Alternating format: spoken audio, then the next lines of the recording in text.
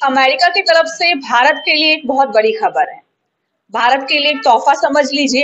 अभी हाल फिलहाल में प्रधानमंत्री नरेंद्र मोदी अमेरिका दौरे पर गए थे और डोनाल्ड ट्रंप से मुलाकात की थी। काफी अच्छा समय बीता था दोनों का साथ में और शायद इसे आप रिटर्न गिफ्ट समझ सकते हैं। आपको बता दूं कि 2 अप्रैल से कुछ ऐसा होने जा रहा है जिससे कि भारत की अर्थव्यवस्था पर काफी असर पड़ेगा। हालांकि इससे अमेरिका को फायदा जरूर होगा। अब सीधे सीधे मुद्दे पर आते हैं कि आखिर होने वाला क्या है।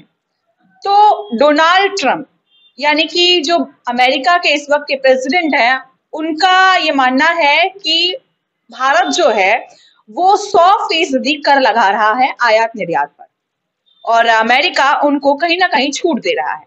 तो अब बाकी के देशों की तरह यानी कि चीन, मैक्सिको, कनाडा की तरह अब भारत पर भी अमेरिका की तरफ से बराबरी का कर लगाया जाएगा। खैर ये नाइंसाफी वाली बात है कि एक तरफ भारत 100% कर लगा रहा है और दूसरी तरफ अमेरिका उन्हें छूट पर छूट दिए जा रहा है। तो यही वजह रही कि जैसे ही उनका दूसरा कार्यकाल शुरू हुआ, यानी कि डोनाल्ड ट्रंप का जब दूसरा कार्यकाल शुरू हुआ और उन्होंने अपने दूसरे कार्यकाल में पहली दफा संसद में अपना सत्र पेश किया, तो उस दौरान उन्होंने संबोधित करते हुए ये कहा कि अब 2 अप्रैल से जो टैरिफ कर है, टैरिफ यानी कि वो कर जो आयात और निर्यात पर लगाए जाते हैं, सेवाओं पर लगाए जाते हैं, वो भारत पर भी उसी तरीके से लगाया जाएगा जिस तरीके से भारत अमेरिका पर लगाता है। डोनाल्ड ट्रंप का ये भी कहना था कि भारत जो है वो कभी कभार 100 से भी ऊपर फीसदी कर लगाता है अमेरिका पर। साथ ही साथ चीन, मैक्सिको, कनाडा सभी अमेरिका पर जिस तरीके से कर लगा रहे हैं, ठीक उसी तरीके से अब उन पर भी लगाया जाएगा। कई ऐसे देश हैं जो अमेरिका पर 200% तक कर लगा रहे हैं। जो भी सामान वहां से आयात निर्यात होता है, जो भी सेवाएं प्रदान की जाती है, उस पर 200% कर तक लगाया गया है, 200% टैरिफ लगाया गया है। टैरिफ यानी आयात निर्यात कर। मैं बार बार इसलिए बोल रही हूँ कि अगर आप समझ ना पा रहे हो तो आपको क्लियर हो जाए कि आखिर ये टैरिफ है क्या। तो अब जो है वो डोनाल्ड ट्रंप का ये कहना है कि वैसे तो मैं इसे 1 अप्रैल से लागू करने वाला था, लेकिन अगर मैं 1 अप्रैल को लागू करता तो लोगों को लगता कि मूर्ख बनाया जा रहा है, क्योंकि आपको भी पता है कि 1 अप्रैल मूर्ख दिवस के रूप में मनाया जाता है। तो यही वजह रही कि 2 अप्रैल से नए नियम को लागू किया जाएगा। इससे हालांकि अमेरिका की अर्थव्यवस्था अच्छी बनी रहेगी और ये कर इसीलिए वसूला जाता है ताकि देश की अर्थव्यवस्था पर किसी भी तरीके का कोई बुरा प्रभाव ना पड़े और जो भी आयात निर्यात हो वो सही तरीके से हो पाए। कोई भी इलीगल चीजें, अवैध चीजें, गैर कानूनी चीजें इस देश से दूसरे देश या दूसरे देश से हमारे देश में आयात निर्यात ना हो पाए, क्योंकि जब कर लगता है तब ऐसी गलत चीजों का आयात निर्यात करने में काफी समस्या होती है, काफी परेशानियां होती हैं। ये भी वजह रही कि डोनाल्ड ट्रंप का कहना था जो बाकी की सरकार, जो पुरानी सरकार 6 से 7 सालों में भी नहीं कर पाई, वो हमने 43 दिनों में कर दिखाया है। ये दूसरा कार्यकाल है डोनाल्ड ट्रंप का और इस कार्यकाल में भारत के लिए तोहफा है कि जिस तरीके से बाकी देशों के साथ व्यवहार किया जा रहा है, ठीक उसी तरीके से भारत के साथ भी व्यवहार किया जाएगा। डोनाल्ड ट्रंप ने और भी तमाम तरीके की चीजें कही हैं। आपको बता दूं कि उनका ये भी कहना था कि भारत जो है वो जिस तरीके से कर लगा रहा है वो भी ठीक नहीं है। जिस तरीके से आयात निर्यात चल रहे हैं उसका कुछ प्रतिशत कर लगाना उचित होता है, लेकिन 100 के 100% कर लगाना या उससे अधिक लगाना ये कहीं से भी उचित नहीं है।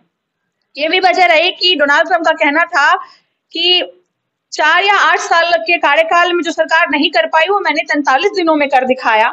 2 अप्रैल को टैरिफ कर लगाने का उन्होंने ऐलान कर दिया है और उन्होंने कहा कि भारत हमसे 100% से ज्यादा टैरिफ वसूलता है। चीन हमारे सामने पर औसत टैरिफ हमसे 2 गुना ले रहा है। दक्षिण कोरिया का औसत टैरिफ 4 गुना है, जबकि हम उनसे काफी सैन्य सहायता देते हैं। ऐसे में 2 अप्रैल से हमारी सरकार जो देश जितना टैरिफ लगाएगा उस पर उतना ही टैरिफ हम भी लगाएंगे। कुल मिलाकर कहना यह है कि जैसे को तैसा। तो अब अमेरिका की तरफ से जैसे को तैसा कर लगाया जाएगा। जो देश अमेरिका के साथ जैसा व्यवहार करेगा ठीक उसी तरीके का व्यवहार, ठीक उसी तरीके का कर उस देश पर भी लगाया जाएगा। लेकिन अब इसको लेकर के हमारे देश के प्रधानमंत्री नरेंद्र मोदी का अगला कदम क्या होने वाला है वो हम आपको जरूर बताएंगे। लेकिन उससे पहले बड़ी बात यह है कि जिस तरीके से हमारे देश के प्रधानमंत्री नरेंद्र मोदी अलग अलग देशों का दौरा करते हैं, वहाँ के राष्ट्रपति से, प्रधानमंत्री से मुलाकात करते हैं और नैतिकता बनाने रखने की कोशिश करते हैं, संबंध बनाने की कोशिश करते हैं, लेकिन उन संबंधों का फायदा कहीं नजर नहीं आ रहा है। भारत जिस तरीके से विदेशों से कर वसूल रहा है, उस कर का हर्जाना अब आम जनता को भुगतना पड़ेगा। अगर भारत में जीएसटी की बात करें, कर की बात करें, तो काफी ज्यादा जीएसटी लोगों को पे करना पड़ रहा है। अमीरों की बात छोड़ देते हैं क्योंकि उनके पास है देने के लिए, लेकिन अगर गरीबों की बात करें तो उन्हें भी टैक्स भरना पड़ता है। कहने को भारत में 80% ऐसे लोग हैं जिनको 5 किलो राशन मिल रहा है, जो गरीबी रेखा से नीचे आते हैं उनको तमाम तरीके की सुविधाएं मिल रही हैं, लेकिन जो भी सामान वो खरीद रहे हैं, केवल आटा, गेहूं, चावल, तेल, इन चीजों से पेट नहीं भरता है। और भी कई ऐसी चीजें हैं जो आम जनता को, चाहे वो गरीबी रेखा के नीचे हो या गरीबी रेखा से ऊपर हो, उन्हें खरीदनी पड़ती है और हर एक चीज पर हमें टैक्स देना पड़ता है।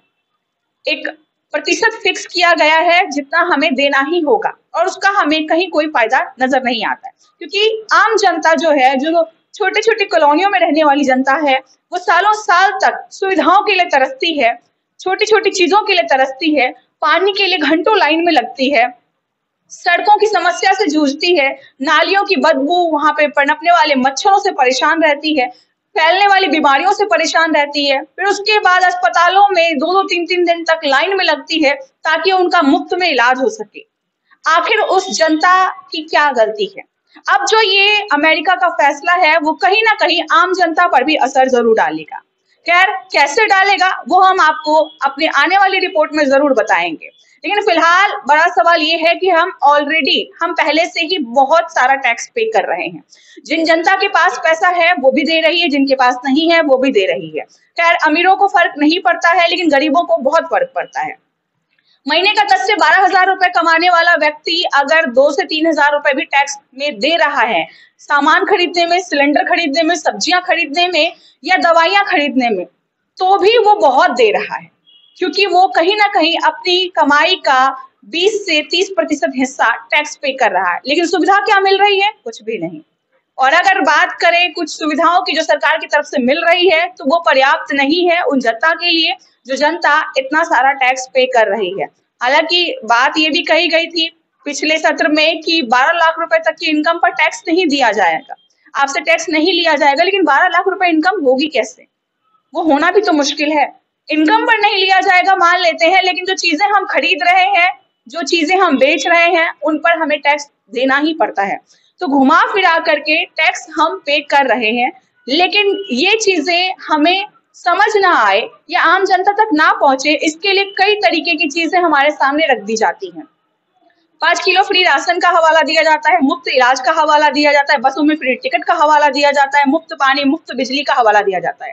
लेकिन ये सब चीजें हमारे लिए कितनी घातक होती जा रही है वो अब आपको पता चलेगा, क्योंकि अब जो चीजें विदेशों से हमारे देशों पर लागू की जा रही है उससे हमें काफी नुकसान होने वाला है। खैर, ऐसी और खबरों के लिए बने रहे हमारे चैनल एनसीआर समाचार पर।